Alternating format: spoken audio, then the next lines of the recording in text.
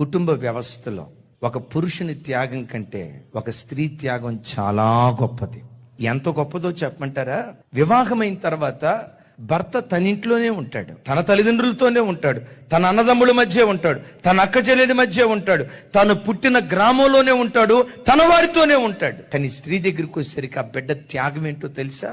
వివాహం అనే ఆ ఒక్క వ్యవస్థ ద్వారా 25 సంవత్సరాలు పెంచి పెద్ద చేసిన ఆ పేగు బంధాన్ని తెంచుకొని, పుట్టిన గడ్డను విడిచిపెట్టి, పుట్టి పెరిగిన ఇంటిని విడిచిపెట్టి, ముక్కు ముఖం ఎరుగని మనకు నమ్మి తన ఇంటిని వదిలిపెట్టి, అమ్మా నాన్న వదిలిపెట్టి, అక్కా చెల్లెల్ని వదిలిపెట్టి, అన్నదమ్ముళ్ళందరినీ విడిచిపెట్టి వచ్చి వివాహ వ్యవస్థ ద్వారా మన ఇంటికి వచ్చి తన ఇంటి పేరు కూడా మార్చుకొని అంత త్యాగం చేసుకుంటారు. ప్రతి భర్త తన జీవితంలో దేవుని తర్వాత ఆ తర్వాత స్థానం తన భార్యకి ఇచ్చేటువంటి వాడిగా ఉండాలి.